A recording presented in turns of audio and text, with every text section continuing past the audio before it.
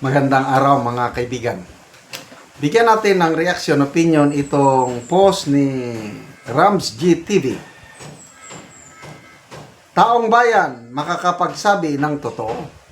Parang nagtanong siya, sabi dito, susuportahan mo ba si First Lady Lisa Marcos kung tatakbong senador ng Pilipinas? Dito, kung yes naman. Ano ba ito? Yung yes naman is tumatawa. Hindi. Sinusuka na yan. Yung umiiyak. Tignan natin ang reaksyon ng taong bayan. So, ano ito? 11,000 ang nag-comment. Ang nagsabing ayaw sumuporta is 10,000. 245 lang ang nagsabing susuportahan nila si First Lady Lisa Araneta Marcos. Basa tayo sa mga comments.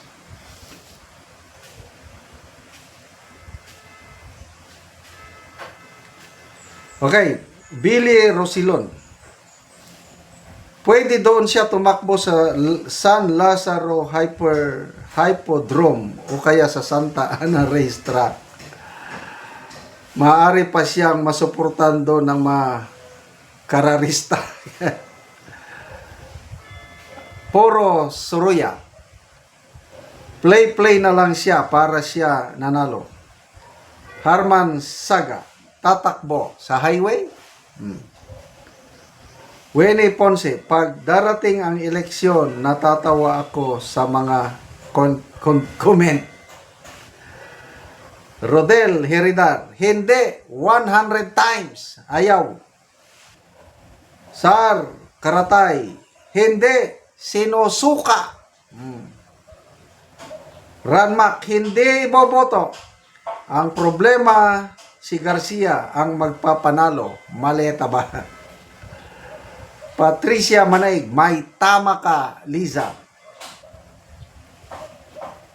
Feda Galia, tatakbo gihapon? Oh no. Joey Strian, it's too big. Lumangoy ka. Huwag kang tumakbo. Speaking of too big, yung video ba na inilabas ni Dean Chase tungkol sa kanilang yung first couple. Dalawang video na ang inilabas. Bakit kaya hanggang ngayon hindi pa nila sampahan ang palasyo, ayaw pang magsampa ng kaso laban kay Dean Chase. Hinamon na sila ni Dean Chase sampahan niyo ako ng kaso. Kasi mapanira talaga yung dalawang video na yun. Ako hindi ko pinanood. Dahil binabasa ko lang yung mga post, comments tungkol hindi daw, nakakaya daw yung nangyari sa video. Kaya hindi ko pinanood. Na to a point, nagalit itong si Senator Rapi Tulfo, nagpatawag ng hearing sa Senado, at pinagalitan ang Meta o Facebook. Bakit hindi nyo tanggalin? Klaro na deep fake o AI yan. Tanggalin niyo. I don't know kung tinanggal na ba. Tanong, expert ba, forensic expert ba si Senator Tulfo na makapagsabi siya na deep fake? Meron ba siyang pinakitang certification ng isang forensic expert na nagsasabing deep fake yung ipinost ni Dean Chase? I don't know. Nagtatanong na ako. Hamon, direct na hamon ni Dean Chase sa first couple, kasuhan niyo ako. Come on. Come here sa US. Kasuhan niyo ako ng defamation para mailatag ko ang aking ebidensya sa korte. Tanong, sabi lang, bakit hindi nila kasuhan? Sabi lang ni Auntie Claire, hindi, busy pa ang Pangulo. Ikaw din, Chase, maswerte ka at mabait lang ang Pangulo. Marami siyang ginagawa, kaya maghintay ka lang. Pag wala na daw ginagawa ang Pangulo, baka sakaling kakasuhan. Ay, nako. Ano sa tingin nyo, mga kaibigan, bakit hanggang ngayon hindi pa kinakasuhan? Your guess is as good as mine. Balik tayo sa First Lady. Kung merong best love First Lady, sino sa tingin nyo? Sino naman ang most hated First Lady sa Pilipinas? I-comment nyo ko, no? Ako, hindi naman perpekto si Madam Imelda Marcos. Kaya lang, nung panahon ng Marcos Sr., nasaksihan ko, nabasa ko, nakita ko, maraming tulong ni First Lady Imelda Marcos sa administrasyong Marcos Sr. Nagamit siya ng todo, lalo na sa diplomacy. Yung pag-establish ng diplomatic relationship ng Pilipinas at ang USSR noon, ang nagsimula yan si First Lady Imelda Marcos. Ang nag-establish ng diplomatic relations Philippines and China, First Lady. Ang nagpahinto ng gulo sa Mindanao noong 1970s nung lumaban ang MNLF, si First Lady Imelda Marcos na napirmahan ang Tripoli Agreement of 1976 dahil lumakad si Imelda Marcos. Kaya maraming nagawang hindi maganda rin si First Lady Imelda, but it does not erase the fact na marami rin siyang magandang nagawa. Kaya ako, hindi ko makakalimutan yun.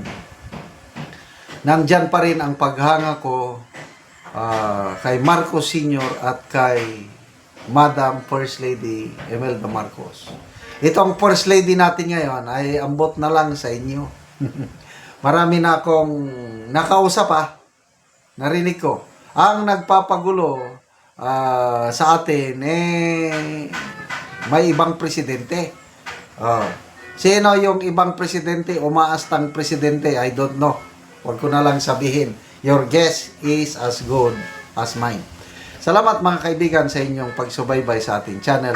Nakakatulong kayo ng malaki sa tribong talandig ng Bukidnon dahil ang income natin sa channel na ito is pantulong po sa tribo. Namimigay tayo ng libreng yero at pako para makapagpatayo sila ng mas maayos na tirahan. Panoorin ninyo ang video na ito. O karon mo na ni si Angkol ang matagaan og yero.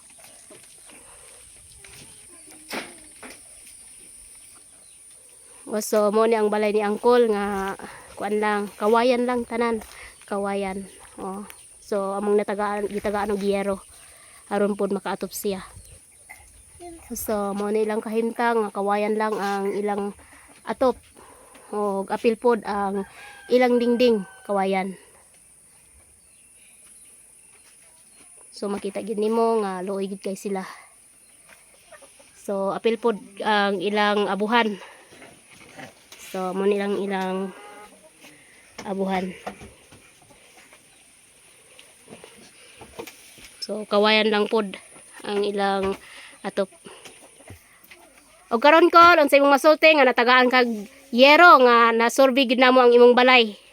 Salamat sa Ginoo nga natagaan kong supply sa kuan. Kung wala ang tabang nga di pag yun ni mailisan. So kawayan lang yun ang imong kuan atop. So magpasalamat ka sa Ginoo kay natagaan kag yero, Kol. Pila na imong edad, Kol? Si Angkol 51 daw iyang edad. So na kay anak, Kol? Pila, Kol, imong anak? Duha. So si Angkol na anak duha. So mo ni ang ilang kahimtang. So dako kay ang pasalamat nga bisan sa ilang layo kaya ang ilaha, so naabtan gihapon sila sa panghatag og sin. So Kol, salamat pud kaayo nga nakaanhimi sa imong balay ug nabisita gyud namo. So unsa ra di imong panginabuhian, Kol? kumurag yapon. So manguma lang ka Kol. So panginabuyan na ang Kol, mag-uuma lang siya. O sige Kol, salamat. Salamat.